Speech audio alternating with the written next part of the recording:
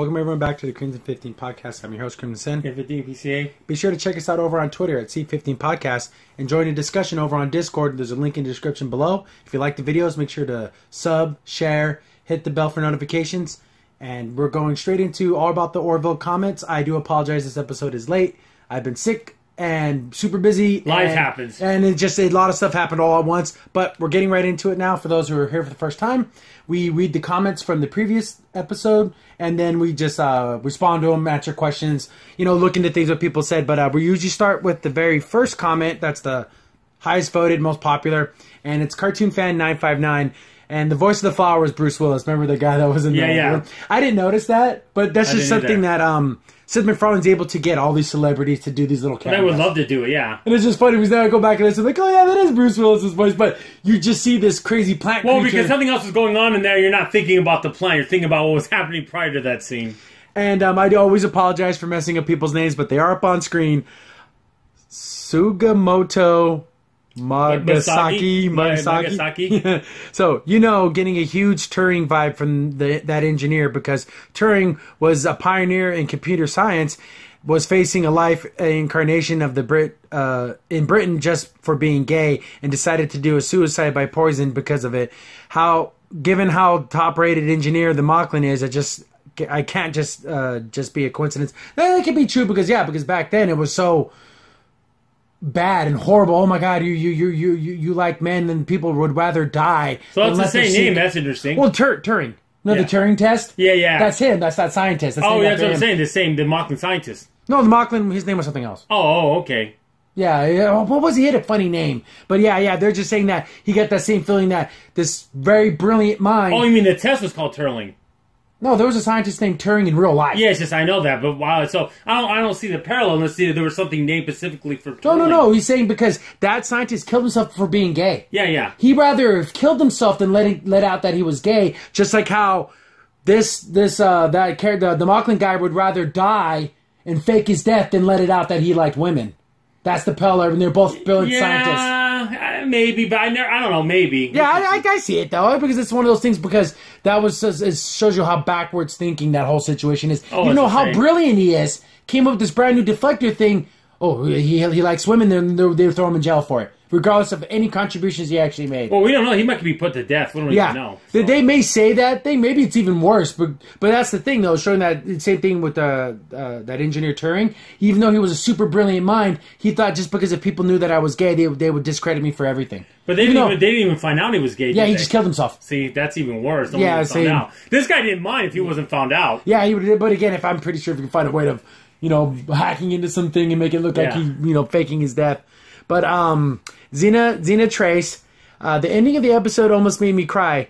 This is such a well-written episode. I am greatly enjoying all the stuff with the Mocklin culture clashing, but I will admit that when this episode started, I felt a tad bit annoyed at the prospect of another relationship-centered episode, and then the murder mystery kicked in, and I no longer cared about the relationship stuff. Felt bad for Cassius and Kelly breaking up, but Kelly not being ready for a serious relationship is pretty understandable, all things considered. The girl needs to get her pulled together, but the breakup wasn't ugly, so that was good to see. It's funny how a lot of times in Orville episodes there's that hill turn. Yeah. Where it starts out one way, then they're like, oh crap, something's different. But it seems believable. Yeah. You're like, oh wow, I didn't think of it that way. But know what I'm going to have to say with Kelly? This is my own personal feeling. Did she get with this guy, Cassius, just to get Mercer kind of off her back a little bit? Yeah, like, I'm with someone, leave me alone. Yeah, that's what, I don't know, I'm not saying that, but maybe she did, and maybe she started to feel guilty about it. Maybe that's why I got with Cassius. That's my feeling on it. It continues on. I'm very curious to know how old the Planetary Union is and how long humanity has been interacting with the Mocklins. Because it seems that it's like either a young relationship and the two are just now finding out more about each other, or it's an older relationship and both sides have been ignoring problems that is tearing them apart because they need each other. The Union needs Mocklins, but does the Mocklin need the Union? I want to know, but now all we have is differences simply cannot be ignored anymore. More Mocklin/human culture clashings was that I was asking for, and I'm happy that we've gotten it. I also love how the show is setting up a possible plot threads for future storylines. I really want to see how the Union and the Mocklins affect one another in their future, because it seems like the Mocklins are having more and more common with the Krill as time goes on. The main difference being Mocklins enforce their beliefs onto themselves, rather the Krill project their beliefs upon everyone else. Maybe that's the difference. And that's the thing, like, are the Mocklins like how the Vulcans were to Starfleet, that they're from the beginning? Yeah. Or did they just join the Union maybe 10 years ago? Like, we don't know. I think the difference of Mocklins are more welcome to other cultures. But when it comes to their people, they want it their way. Yeah. They're not gonna deviate from that. That's the difference.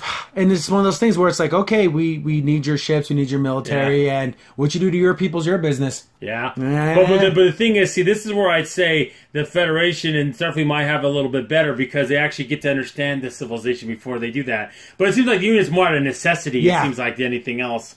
Well, we got to put up with it, you know. But even Mercer said at the end of the episode, how much more can we have to take of this? I mean, we're so different. I think the line is when you force it upon them. Yeah, and then I don't think the Mocklins never do that. So. Yeah, so I'm thinking that's where... But again, like in this episode, it shows you what if Mocklins want to start having relationships outside their own culture. Yeah. And their own people. See, then they're going to start imposing their... Well, it's unusual because the Union is very not monolithic. They're all different alien races, all welcoming. See, the thing is, Mocklins are all the same. They don't deviate outside of their race for the most part. Have they talked about... As far as relationships go. Have they talked about any multicultural peoples like humans and any of the other races? Has everyone just stuck to their own kind? And I think there... You know what's so funny? In this show, you don't see a lot of... I'm sure there are different breeds of different species as one, but you don't see it. Yeah, we don't have a Spock-like character that was half human and half Vulcan. Yeah, but all man. No, that's from a. It was an old joke. Old joke. It's so from funny. the Gas Network. It was one of their game shows. I think it was Finders Keepers. It's so stupid. But yeah, we haven't seen any type of crossbreeding of any other cultures, or that we know of. Yeah, because just like Spock, when you look at him, you just instantly think he was Vulcan. Maybe eventually we will see it. We just haven't seen it yet. They continue on with which could lead to some very interesting possibilities. The moral question with no easy answer or simple answer is great storytelling. It gets the noggin jogging, and I love the messy ending that pulled on the heartstrings when you see just how wrong the whole situation is. But there's nothing else anyone could do about it. It's simply wonderful. I heard the next episode is a two-parter, and that gets into that part. And it's just one of those things where everything was wrong about this. But what can you do? I'm going to start a whole entire international... But at the same time, you can't. And an innocent man was going to go to jail. Regardless if you don't like him. Clyden was going to go to jail, and that wasn't right. That wasn't right. No, sorry. I mean, he could be bigoted and all his other beliefs, but in the end, he did not deserve to go to prison for that. This is where we get kind of like a discussion back and forth about what things are right and things are wrong. But here, Rohetta, my impression is that returning Lorcar's family was okay, but if he had defected, his family would have been in danger. But it's very likely asylum wouldn't have worked anyway, since Mocklin is part of the Planetary Union. They had no right to demand they have a right to demand their citizen. By the way, the last scene of the planet probably represented the end of the trial, not the start. There's no need to show us the trial because we already know how it would go.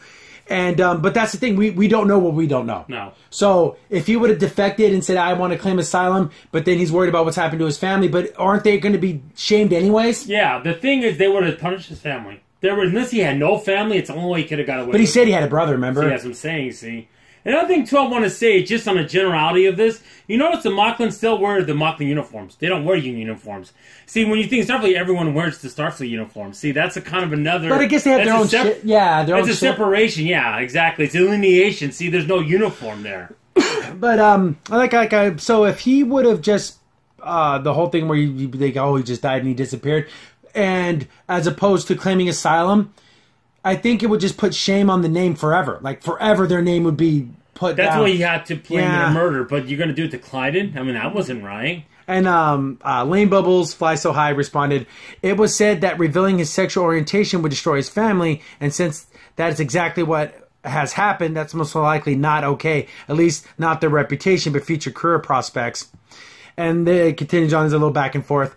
that's not clear. When Tala talks about asylum, Lokar response is more hiding, more lie speech. Anyways, it's not what choice was made. That's what it should have been. That would have made the more sense in terms of writing in the story. I've seen that it probably had some trouble writing this one since it created John Ferraro for helping him out on the script. Here's the thing. I like the fact that he decided, I'm going to just be me. Yeah. He got tired of, like, I'm going to run away from this. I'm going to kind of be a martyr in some way. But here's the thing. We don't know what we don't know. We don't know how it would have turned out. No, we can only speculate how it would have turned out. Because let's say he claims asylum. Do you think there's going to be this big giant trial and they're going to say, no, you have to give us back our... And then they have to have a hearing on that, and that would have been prolonged. It would have been a mess. Because technically he's a criminal now. Because that's against the law. By Mocklin standards, yes. So, but since they are part of the union, would that affect... It's a big giant... See, the problem is... The thing is... They're part of the union and they're not part of the union. It's this weird kind of halfway, which really causes these kind of problems to happen. I feel there's so much of that speculation of what could, what should, and what is going to happen. Yeah. But we get on to Travis Marshall. Great episode. The way I thought the episode was going to end, though, was Tala going back to the simulated room and looping the moment of Lokar's dancing alone before Clyden walked in and then danced with him one last time. That would have been nice. That would have been sweet. I think that would have been nice, but I think they wanted to do a sad ending. Yeah. No happiness. And like you, Melnette comes in that the room or the conference room where there's all these ideas happening was darkness. It's the opposite of that. Yep. It's closed-mindedness. It's hatred. We're supposed to be able to come to this table and come solutions and discuss anything and come to a solution, but it was covered in darkness to show you that no, that's not going to happen. Yeah, and it's so funny about that is I wonder if McFarlane did that intentionally. I think he did. I think it's an artistic thing. Oh, it was cool. It was cool. It really did emphasize in a visual sense of what was going on in that situation. Cartoon Fan 959. We have too many character-driven episodes. We need proper sci-fi adventures again. Well, we got one. Oh, you got one this week. Oh, I can't wait to talk about it in the comments. Yeah, that's gonna be the next one. Week. Wow.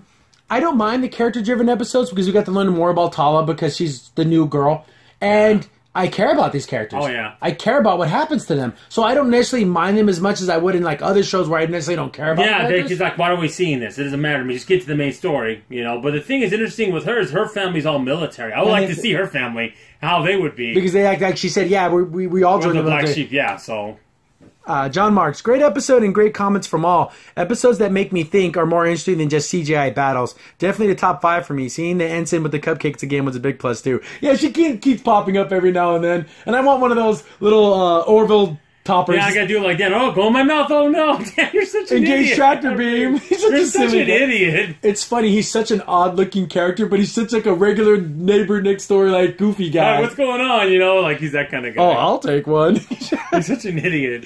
Kevin Jones, once again, another great episode. I love how this had a nice mix of action, romance, and mystery, a triple threat. My only nitpick is that Tala and Lokar were moving a little too fast for me to believe it, but I did like the way that they handled it. Also, I like this was done on Valentine's Day. None of the relationships seem to be having a happy ending. Yeah, I know, everything always gets screwed up. Oh, yeah, now, exactly. But you know what's funny about that, though? It's like, I could see how it moved a little bit fast because she realized, okay, well, this is kind of still, you know, he's treading on light water, so he doesn't have time to dilly-dally. Yeah, we can't just go on dates and hold hands and go to things. Like, he kind of feels like every relationship he's in with the female has to be accelerated. Yeah, see, I can get that. But she got that, too. But here's the thing, though. Is Lokar just going around just being with chicks at every starbase he gets to? I mean, he kind of probably used that to his advantage. Yeah. Oh, I have to hurry up because of my race. Oh, you know. So that's what I was kind of thinking. Like he said, remember when Bordas was talking about, yeah, we were on that one thing and he was with another woman. Yeah. So does he just go around being with women? And at first he was mad, but Boris realized who he was and he knew it, and that's how he likes women. We're going to SJ Pace 1776. This episode and Clyde reminded me of dealing with old relatives. Some are kind and caring and yet hold deep bigoted views that are jarring when you learn them. We often like to simplify others as clear good or bad people, so we make assumptions. Side note, I really like that Tala's family is encouraging of her career. She's starting to form her identity on the ship and be worked into the crew. Yeah, I'm glad. I loved Alara. I thought she was such a cool character, and she kind of had that, for me personally, like that kid sister, but she can get the job done. Tala's like the older sister girl who, like, I didn't see. She doesn't have the same sweetness. I don't know how to say the same. But she's more rough around the edges. But I like how she's different. Yeah, I'm glad they didn't just try to make the same character. You know, twice. do something different. Yeah. And again, it wasn't like, I guess we kind of got the reverse of Jadzia Dax. And how she started out as see, that really bothered the hell out of me. I knew you were going to mention that. That bothered the heck out of me. It's the reverse where she started out stoic and cool. Confident, and then she came out all unsure and dizzy. Yeah, oh my goodness. Yeah, but I think it works better the other way. Yeah, it does. I'm sorry. I've learned that the hard way with Deep Space Nine, so. Like you said before, like, I don't like the idea of judging people and stuff like that, but you don't know everything about everyone. No. So, like you said, people like to put, oh, that's a good person, that's a bad person. A good person can have bad thoughts and ideas. Yeah. And, like, especially, like you're saying, dealing with older relatives, you might have, like, I've had relatives that fought in World War II. They didn't have the best view of Asian people. Mm-hmm. But they're old, and a lot of them are already dead now, God rest their souls. But it's one of those things where, did I hate my grandfather for his views on certain people? Well, it wasn't right, but did I hate him? No, I still love my grandfather. But that's just one of those things where people are multifaceted. Yeah. And they have lots of things, and people do have good points and bad points. And having those views about those... But it's different having the remnants of like that kind of thing and having society that's doing that now. Yeah, they're actively That's different. That's the Mocklins. The Mocklins are actively That's what makes it worse. That's what makes it worse. We got a response to that comment. Underworld Dream. Remember, Clyden was born female. Imagine Clyden represented the trope of the closet gay Christian preacher, politician, or male feminist because the view is such a problem they became more of a zealot in the belief to remove it. Clyden, to make up his flaw, turned into a pinnacle of what his society demanded as not a hint or a draw to others to a possible defect in him.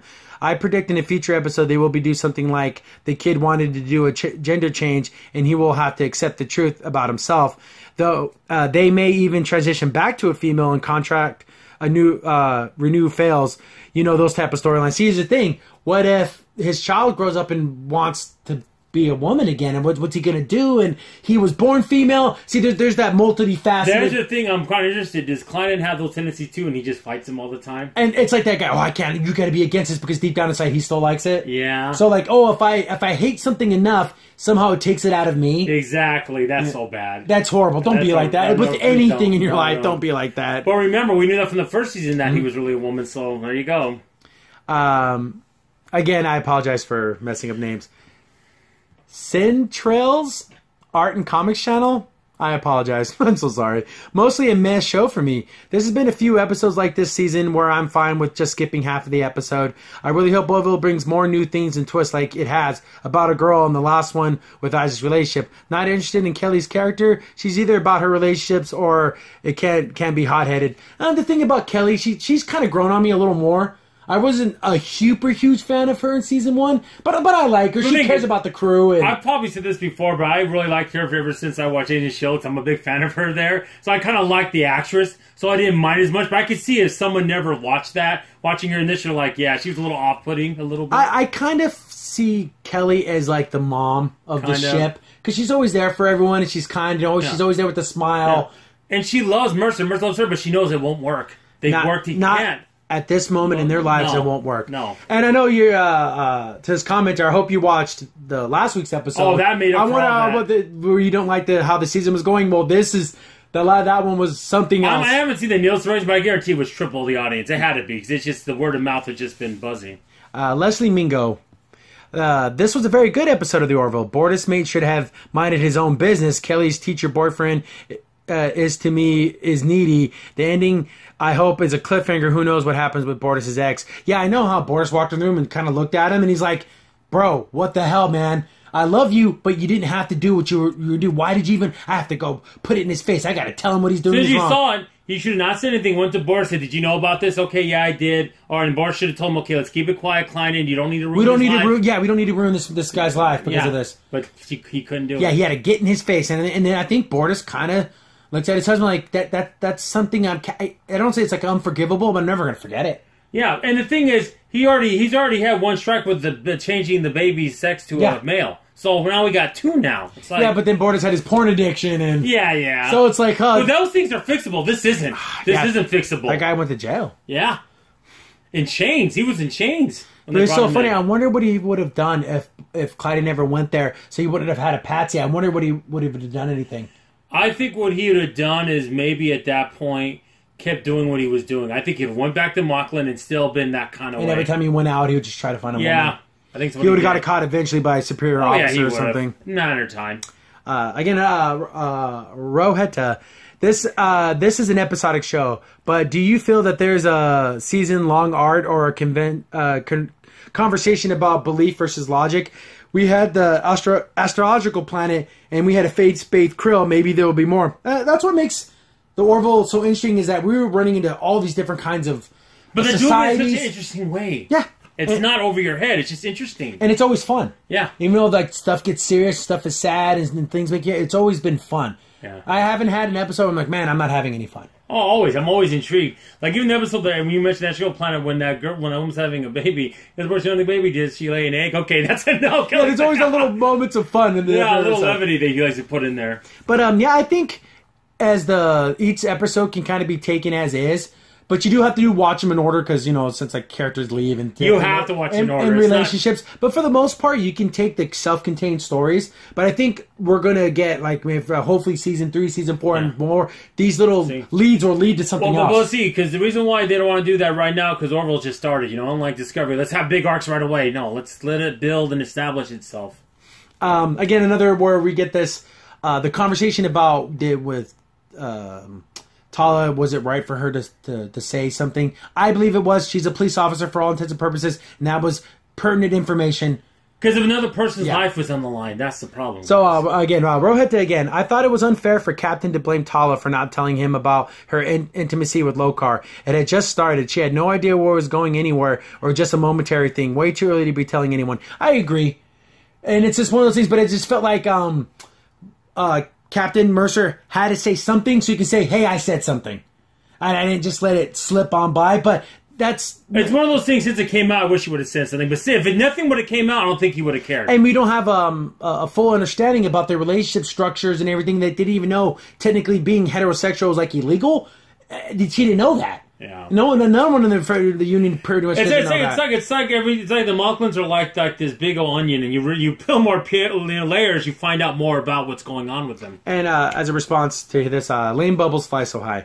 Well, she could have told him before she said it in front of the Malklands, which has inevitably ruined Lokar's reputation and his whole family with it, which is ironic because this is exactly what Clyden supposedly wanted to do, but in the end didn't, and she somehow hates him for it now, even though it was her who snitched on Lokar first.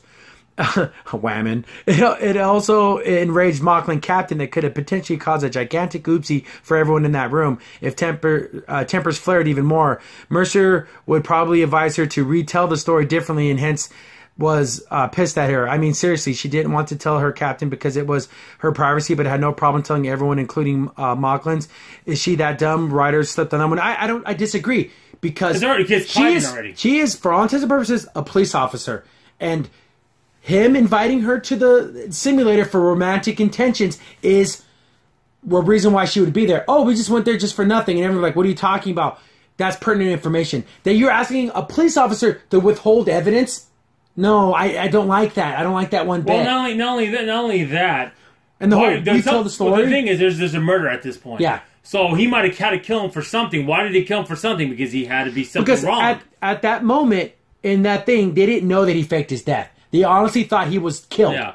So why would someone kill him? There had to be a reason. Why hide the fact that he was heterosexual when he's already dead? Yeah. Why would that matter? See, that's why she had to say something. I think people were getting into this argument. You have to remember, in that moment, in that meeting room, he was supposedly dead. Yeah, see, this is the time where I think you're looking at something and looking at it, oh, look, that was just a stupid moment, lazy writing, and all this about the women. No, I don't think that's what it at all. She had to say something, like you said, because then she'd be lying. And she could have gotten in a lot of trouble for lying. She's got to be honest, guys. She's an officer, like you said. And there's some back and forth, but it's up on screen. But I basically what I just said is how I still feel about it. You don't go around, I'm going to only tell this part of the truth and a little bit of that part of the truth. No. When you're a police officer, you have to tell the whole truth. You can't just leave certain things out or switch little things here and there. No, if she was just some other random person, but she is the head of security. She is the head law enforcement official on this ship. She can't be picking and choosing when laws count and when they don't. And even she had to tell the truth, even if it was uncomfortable for the captain to hear it. He needed to hear it. Yeah. And that's what really ticked him off. She's like, oh, you're lying. There's no way. If she would have found out that he was really faking his death, then technically no murder happened. But it was at the time she didn't know that. Yeah, so that's not lying. I think people are being a little too harsh about it because they're thinking with their feelings, which isn't wrong. Because what happened to him was wrong. This whole situation is wrong. This shouldn't have happened, but it did. So now we have to abide by the laws and rules of the union, and she's new information about what happened, and she has to tell her captain and the other captain. Now that it's pertinent information to tell why she was there. She can't just say, "Oh, I just happened to walk in on him." I mean, come on, that's just lie. That's a lie. That's a lie. Even lies of omission are lies. Yeah. But that conversation goes back and forth. You guys can check it out. It's still in the comments. But yeah, it's interesting. But just the idea of law enforcement and stuff like that. You have to give all the pertinent information. Yeah. And him seeking romantic intentions with her is pertinent information. Yes, because that would prove for murder for him being killed. Yeah, because why else would he be killed for nothing? Oh, someone just want to shoot his face off. Yeah, okay. F Cool D. I'm ready. Yeah, I like your doggy. I am ready for an episode that focuses on something other than relationships. Dun, dun, dun, we got one. That said that we need to do an episode to learn more about Tala, and this did that. I did like how they do social justice on this show. It's more like old Trek when they would present an issue that a character considers instead of outright preaching to you. I like what Tala said to Clyden at the end. That guy wasn't doing anything to anyone, so why should anyone care?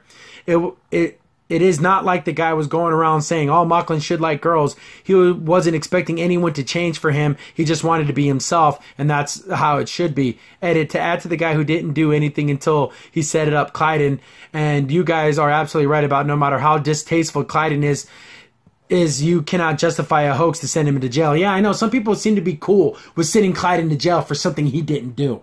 No, he could be the worst human being in the world, but if he didn't commit the crime, he didn't commit the crime. If this was written by Discovery's writers, I guarantee he would have got away with it. And then Tyler would have known he was still alive and would have kept it quiet. And they'd been together and Klein went to jail. That's not right, guys. Because he had evil in his heart, so he deserves to go to jail. Yeah. That's not what he said, but that's not right. It isn't right. No, sorry. It makes me sick to my stomach, but it's not right. Yeah.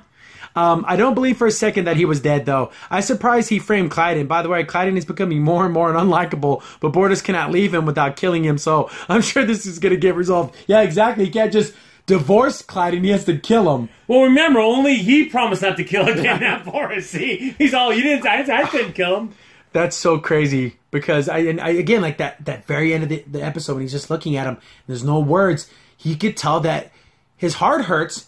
He loves his husband, but he's like, my God, he didn't have to do this. No. What? Just so you can get your little brownie points? Here's another thing that's bad about it, too. Is that even though that guy wanted him in jail, that's still his mate. The mate of the guy he loved that kept quiet. So that's not fair to him either. Mm-hmm. So you're saying he's going to have that other dad to raise their Topa? Yeah, I know, right? See, you got to look at it that way, too. With having a full family. Yeah. Denying that child that. Yeah. It's so bad. It's a mess. It's a mess of a situation, but I love it, though. It makes great storytelling. Oh, yeah. Joe Goster? Again, I always apologize. I'm so sorry. I'm sorry for saying sorry. When Cassius asked Kelly to get away for a few days, I was thinking back to the episode with Tyler and Ed into getting away, and she ended up being a krill. Wouldn't it be funny? I know, this guy was thinking that too. Like, he's a krill. Not that he's a krill, but like that whole situation. Like, not again. I'll be great. All of a sudden, krill ships on attack. It's like, wonderful. I'm not a krill. I really miss Alara, but Tala fit this episode better. Clyden was so crucial at the first until he found out Lokar was into women. What a hypocrite. I figured that Lokar faked his death and was hiding. I half expected him to be hiding out in engineering, a la Evil Kirk or Commander Finney in the original series, Star Trek original series. I expected him to request asylum when he met Tala in the shuttle. The ending was so sad. Yeah, I know. Because it made it heartbreaking, because it had to happen. It had to happen that way. And I thought it was wrong for Lokar to say, "Oh, this is on you." Yeah. No. This is on everybody. Yeah. But at the bottom line is she offered you another solution and you said no. That's on you. Yeah, that's on you, Lokar, you freaking jerk. And they're like emotionally blackmail. I know, that wasn't right either. No, it wasn't right either. So it shows now he was a little bit sickable too. And he said, well, again, it shouldn't have been up to him. It shouldn't have happened to begin with, but that's how he said it. Harrison Smith. After watching the episode, I was left wondering if there was going to be a way out of the situation. Now I think of it, this would have always happened. Yeah. Every event in this episode felt almost inevitable after it happened, as if there was no way no other way. But in the end, I was still disappointed for the scientist. I thought for a moment that Tala was going to take the shuttle and go off with him, but that didn't happen. I thought maybe she would just leave him there and pretend she didn't see anything, but that didn't happen. And the parallel with Bortus having a choice of exposing the scientist or hiding him, Bortus chose to hide him, but Tala chose to expose him. I'm just gobsmacked, shell-shocked, whatever words can describe this level of surprise. Didn't expect this ending at all. You almost feel bad for the guy when you remember he framed a member of his own species for murder. I think he's believed that he was doing the good thing, that it was worth it. He believes that he was in the right, and that's what makes it so hard to accept. What is a beautifully shocking episode, so poetic in a similar vein to the Romeo and Juliet, where we're so close to being together yet so far away. Side note, I have a feeling that the Deflector will come into play in future episodes. But that's the thing, though. You're asking someone who's supposed to uphold the law to break the law because she disagrees with something. She doesn't make laws, exactly. She enforces them. And here's another thing, too, about this with Laura leaving. Like the other person was saying in the press conference, I don't think it would have made sense for Laura to be with this guy. No. But it made sense with Tala. She's older. She's a little bit more mature. She fits that mold a little better. I think Alara would have been just really turned off and like, I don't know. That's because she wants a little more sweet. And Tala was like, okay, let's see where this goes. Give it a shot. Yeah. But that's the thing, though. Like, doing the whole thing, like escaping with him. That she would be breaking the law. I don't think she ever was going to do that. No, I think that would have been. It's either he was going to stay in for asylum or he was going to be taken away. She was trying to work the situation out within the boundaries of what's law. Legal and what is justifiably right for her, because she gets found out, she loses everything. Yeah. Court-martialed, she can probably even go to jail. Yeah, she did all the right things. Yeah, she did all the right thing, but again, look how bad it made her feel. Of course. But sometimes doing the right thing is going to hurt your heart. Yeah. And you know what? It does, and it sucks. Oh, yeah, it does suck. Lame bubblefish fly so high. I don't blame Clyden for any of this. His culture is very strict and focused on rules. In his head, it was his duty to report him, yet he did not. But he was going to. That's the thing. People kind of give Clyden a pass sometimes, but he was going to. Did you not see the situation? Well, I found out who you are, and I'm going to expose you. What else do you need to know? Yeah, but he got caught for the framed murder. Yeah. It's like he ran straight to the captain who was going to tell him, but he was going to send a report back to of course he would have. And they were going to court-martial him and bring him back. Yeah. Yeah, he wasn't going to run to the captain, but he was still going to do it. Yeah. But, yet he did not. He could have reported him right away. He could have said it when Tala said during the meeting with the Moclan captain and nobody believed her. He could have confronted Bortus and asked him if he knew. See, there's stuff that happens behind. We don't see everything that happens. But I'm pretty sure he was going to just send like a communicate to. Yeah, I don't think he'll do it directly because he's not that. That's not. But he's also kind of a coward too. Yeah, I don't think he would have did it that way. He could have said that when he was locked up and probably figured out who framed him, but he stayed silent. But he did say he was going to tell. Yeah. When he was locked behind cage, he's like, I went there, I confronted him, and I was going to tell Moclan everything about what he did, but then, while I'm sitting in this jail cell now, I didn't kill him. But but he did say he was going to. Would he eventually report him? Yes, he did say he was. Even when the hologram simulator, he said he was going to. So that he did it twice. He was going to. Maybe, and then saying maybe yes, maybe no, but he said he was going to, so I can only assume that he what was he's going to do. Yeah. But it did not happen, and Lokar was the one who did everything wrong that happened in this episode. Lokar could have tried to talk to Clyden. He could have asked Bortus, Tala, or even Mercer to help him out if it could have just came out and asked for asylum, just as Tala suggested. But instead, he framed the innocent man for a murder and tampered with ship security systems, and in the end, shamed his family far more than that would have had if he would have just came out and had the audacity to blame Tala for everything and going that happened to him. Yeah, exactly. When he went and put that on Tala, I'm like, see, that was the thing he did. Besides the murder, which is worse, the second worst thing he did was blame it on Tala. But he also tampered with the security files of Union vessel. But he made it really easy. Like that was a little too easy. But here's the thing, though. But to him, he was doing the right thing. Yeah. So, by any means necessary. And there's very few things in life where you can use the excuse by any means necessary, and this wasn't one of them. Well, here's the thing. This is also another little, when you think about us, a hidden message when it comes to, how, almost like SCWs, how they do that to people. How, you think you're doing something wrong, so I gotta destroy you. Well, I'm not doing anything to you, but that's how it is. Not serious to say I'm going to ruin your life, but you know what I'm saying. Yeah. How they get that drive, I got to destroy you. So maybe there was a little subtext there in this episode. He said basically saying Lokar's a psychopath. Here's the thing. He's been living this secret life. He's probably is a little crazy from living this way for so long. He probably is a little bit of a psychopath. And Tala's response to Clyden at the end was totally over the top in this, because in the end of the day, it was her who snitched on Lokar first. She reported the pertinent information. She didn't snitch. Yeah. I don't. When you say the word snitch, you make it sound like, she had evil intentions. When you do these kinds of things, you got to all the information that's there. You can't withhold things. So it's not snitching. It's called telling the damn truth. Yeah. And of course, she's hurt. So maybe she just lashed out at Clyden. Yeah. And again, it was pretty mean and really nasty, but that's how she felt at the time. Well, remember, I think she was going to let it go when he says, anything I could do for you, and she just, at that point, blew up. She's like, oh, really? I want you to leave me the hell alone. That's what I want you to do. When she said Lokar was attracted to women in the briefing room with the Moclan captain, she was fully aware it would have shamed his entire family, but she did it anyways. She thought he was dead. It was pertinent information. It was what really happened. I don't know why people are hung up on that. I'm sorry, guys. Yeah. It's just, she thought he was dead. That's the law. She had to do what she had to do. Because it changes everything. Because like, if someone would have saw you guys together, maybe that was the motive for his murder. Thing is, no matter if it's 400 years from now or 1,000 years from now, when it comes to murder and all those things, you have to tell all the information if you were there before anything happened. Yeah, especially if you're right there. There, you have to. But moving on to Billy Deerhead. Well, another controversy-filled episode about the Moclans, and damn, the Orville shows off, well, it can show both sides of an issue without taking any. Compared to Star Trek, there is some Season 5 level controversy, and they're diving into it in Season 2. I know. This is what being woke really should mean. Yeah, I know.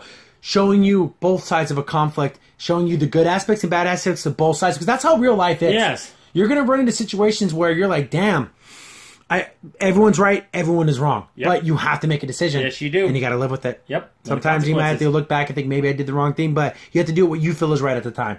And what is within, is it worth breaking the law and losing everything because this one guy framed for murder? No. If he was just running away, there was no framed murder. That's a different situation. There's so much different situation. But Fawn wants to make it hard. Make it hard as hell, yeah. I always love seeing relationships develop in every show I watch because you can't have a good show without deep, interesting characters that you genuinely care about. It can't help but show how happy he is to see Kelly dumped by her new boyfriend. As what it means for them too, well, we'll dive headfirst into that mess when that time comes. Isaac and Finn seem to be working out well, dun dun dun. And thankfully Isaac has learned not to broadcast every single thing that goes on between them. Had a hard time imagining things going bad between these two, dun dun dun. Because Isaac is not one to repeat mistakes, but when he does make them, they're almost nuclear in scope. Yeah, I know. Oh, you realize how bold that statement is.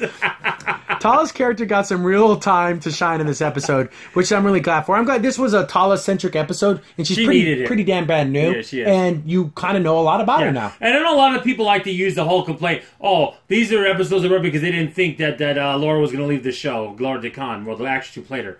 But this one, you cannot tell me Laura was made for this episode. No, this was an episode made for It would have felt weird with her. Yeah. It would have been different. It definitely would have been a different thing. Yeah. She certainly needed the opportunity to establish herself as something more than just an Alara replacement. She definitely sets herself apart in this episode with her fearless fortitude and attitude. Also, hearing Malloy and Lamar go through the list of crazy things the Orville has been through left me thinking, a girl that just the tip of the iceberg. Yeah, I know. You don't know. There's some crazy crap that's been going down on this ship. A leg. I almost shared a shirt by Starboard Gorse to his porn addiction. Wow, okay. I just like the fact that she's like, okay. Like, she's just, okay, moving on. I'm not going to elaborate. No. Excuse me. Tala really got on the spot with the choice that she had to make in this episode, and it is a testament to her strength of character that would uphold the law despite knowing that it would mean for Lokar. Lokar. I didn't envy her decision, but I definitely respect it in her. Exactly. That's the way I see it too. It sucked for her, but she did because it was the law, and that's what she has to uphold. Yeah, that's she can't pick and choose what laws mean to her. You can't do that. As for Bortus, good lord, I didn't think that any character on this ship would have more complicated life than his. A Union officer married to a guy who was born a girl, had a daughter that was turned into a boy against his wishes, struggling with the porn addiction and almost got his entire ship destroyed, and now has an ex-boyfriend who was sent to jail for being straight. Yeah, I know, Bortus has had quite the life. He's gone through some ups and downs. If he was born a human, none of this would have been a problem. That's just so weird. Are there any more absurdities we can pile on this guy's plate?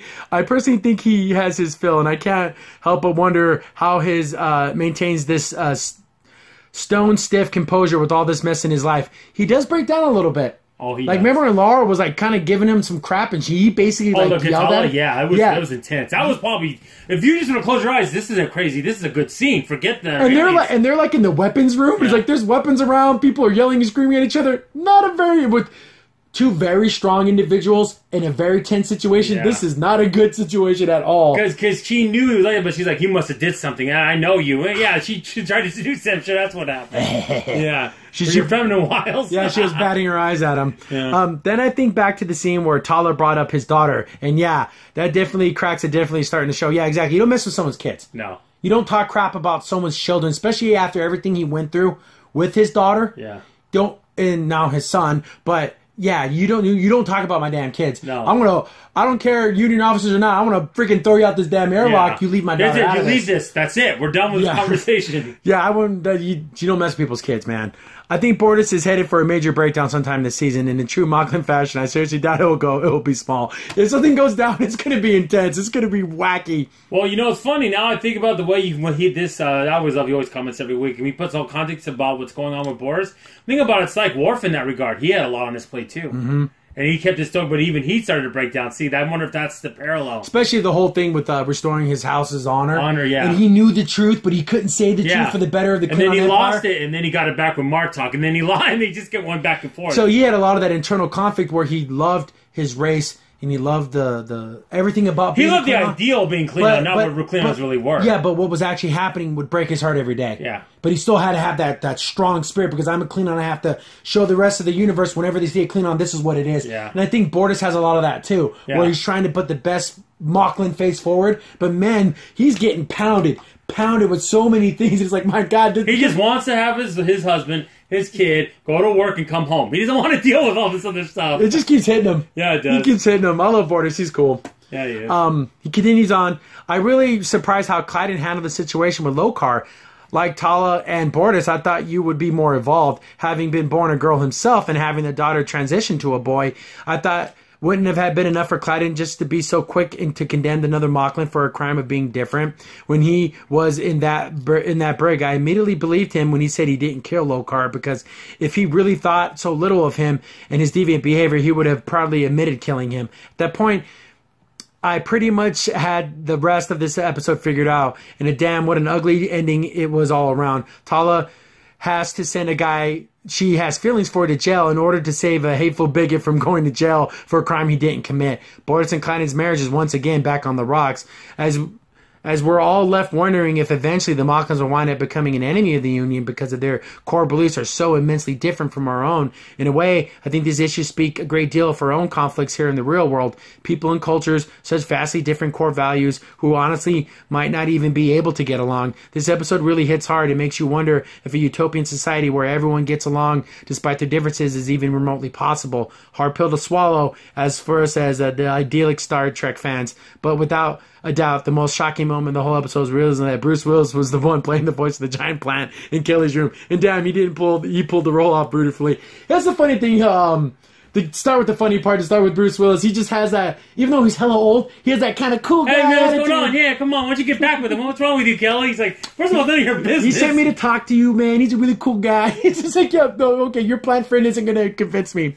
But to get back to the more serious issue, again, I think we will, not in my lifetime, maybe not, maybe in 5-10 generations, we will have an Earth Federation where we just call ourselves Earthlings.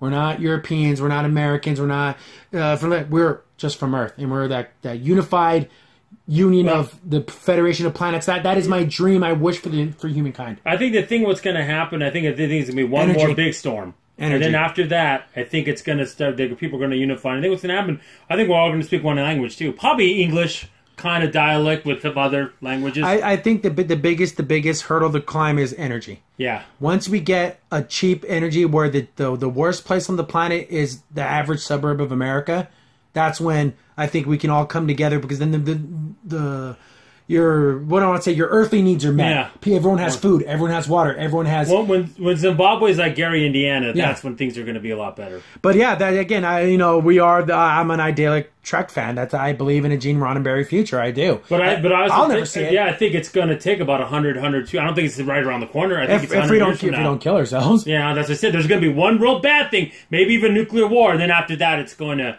hope it's not like Star Trek when there was World War III. I don't want that. But yeah, I really truly do believe that we will, as a human race, we will get beyond all these things. Or it won't matter if someone's from somewhere else. We don't care. As long as you're human beings and we care about doing what's good for everyone. But when you talk to physicists and futurists, and they talk about this is the tricky time because this is the conflict time where we have enough technology to kill ourselves.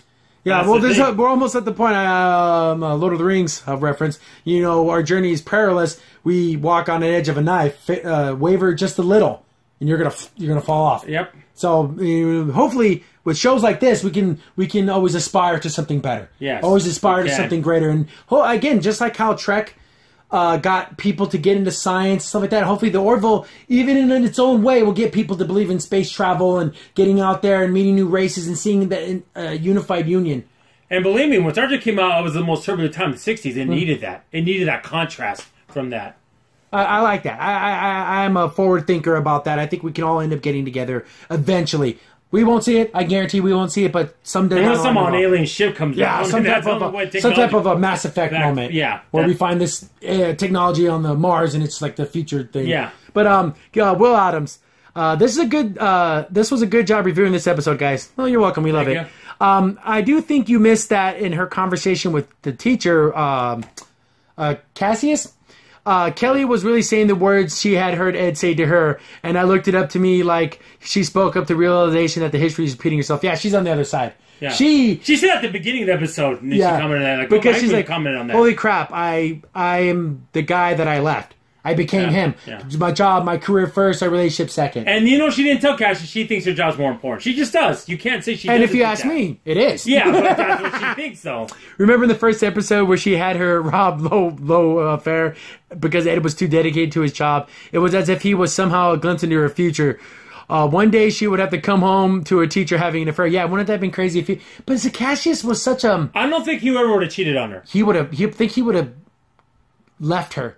Before he would have done that. Yeah. But the parallels are there, though. Well, that's a good point. Maybe she thought he was going to leave her, but I don't think he would have, though. That's my opinion. I like the mystery of the murder, but I honestly thought he had killed himself to spare his family from the shame. I don't think that Seth has created an interesting culture...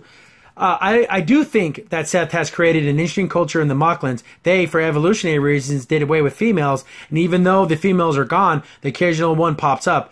And we saw that tonight, occasionally, there's a throwback to the heterosexual nature that had started out originally. Clyden, who insists that the sex change take place, is now ready to expose this dude, is really a sharply drawn character, as I like that Seth has not let him become infected as Bortus has been with the different human morality, as I like the fact that the Mocklans are not going to change. It's like, it's because like how Bortus let him go. He knew that the guy was into women. But he didn't want to destroy his life. But Clyden's like, no, I'm doing this. And it's kind of cool to show that there's that contrast. For character, not to say that you agree with what he did, but it shows the fact that the characters are different. But here's another interesting point, though. If you think about Mocklans, he talks about good families. At some time, they probably did have females on their planet. And at one time, I'm wondering when they had kids, was the males that had the kids? Because they have them now? Maybe they didn't need the females in that regard. That's weird. And maybe biologically, I'm wondering if there was even any difference. Or did they genetically mutate? See, that's why there's this book that's coming out that I remember Chris was talking about. I don't know the exact name of it. It's going to talk about all this background stuff I want to know about. Yeah, definitely. Something like that, how that whole change came about. Yeah, well, did they genetically modify themselves so where they didn't have to have females? Yeah. Because that's a possibility. It could be, too. We don't know. Of course, I've seen your responses to my past comments, and I'm aware that you don't share my views. Not always, sometimes, but this one you're pretty spot on. But that's what makes sci-fi great. We don't have to agree, but we can still enjoy the same thing. Yep. But that must be pointed out. While you did go in with the gay versus straight comparison, I think you missed the fact that what's really an anti-Muslim episode. See, I had with the extremist. Any type of extremist ideology. Well, I said fundamentalists. But some ways are even worse. Yeah. See, Muslims just want to convert you to the religion. Mocklans say, you have yours, but we're going to do this here. That's how they do it. Before you freak out, let me explain. The final talk with Ed and Kelly, he states that Bortus' culture is simply too different from our own, just how Muslim culture is far too different from our own for an alliance to last. The same is happening now in Europe, as you can see for yourself. Once again, the Western countries even think the U.S. think of Debris... how we get these areas that were large populations. Yes. And how they just want to just set up their own lifestyles without assimilating. Yes, I don't mind mentioning it, but I want to be careful. If it's not overtly into what we're talking about, I don't want to really get into the politics. But the whole idea of the no-go zone and living in a Sharia law, as you said, it is similar. But at least the Mocklins aren't going to Earth saying, "Oh, we want it here on Earth." No, this way. They're like, we just want it with our people this way. Yeah, so there's a little bit of difference. There's no difference, and in fact, the Muslims do have females, so they're not caring they're females. So then they start to fan out, looking at what happens with the Paris, and I understand where you're getting at, but the Mocklins aren't sending their people to other planets and then spreading their ideology there. No. They're just keeping it to themselves. They're very closed-minded, very bigoted ways of looking. And but not one instant have you seen them take over a planet and subjugate them, to their belief. They're not the Krill. They don't do that. They don't kill. See, they do have these extremist rules, like how women aren't allowed to go out and stuff like that. Just like how the Mocklins had these extreme rules. I can see the parallel. That's a parallel there. Yes. But I can't necessarily see 100% there because they're not going out. And it's a 70-10. And Mocklins aren't sending out suicide ships to blow up other races' ships or anything like that. They're not attacking. See, I think they're Muslim lights. See, more Muslims would be like the Krill in extreme. That's the more. I would see more of it like Bortus didn't respect Kelly because she was a woman. No, he respects her 100% like anyone else. He just their race doesn't. But see, like you said, they have an idea of okay, well that's their culture, that's fine. But my culture's different. I will respect you because that's what your culture believes, that you are the commanding officer, and I'll respect that. See. They have that understanding, so I don't see it quite the same way. But but I guess the broader point is, can these two cultures work? In the long run, I don't think they can. I mean, we're not going to talk about the next episode, but maybe that might force that to even be stronger. So it's very interesting, and then you can relate that to Earth, to our times now. If there's a culture that's just so radically different, that there is compromises, but there's certain things that can't be compromised. Like, the union's not going to go ahead and say, yeah, you can go ahead and kill gay people and send them to jail. We're never going to stand for that. That's the old saying, the enemy of my enemy. Yeah, at this moment, especially with the next episode. Yeah, so that's what I'm kind of thinking. So I understand where you're getting at, but I do see there is a little bit difference here.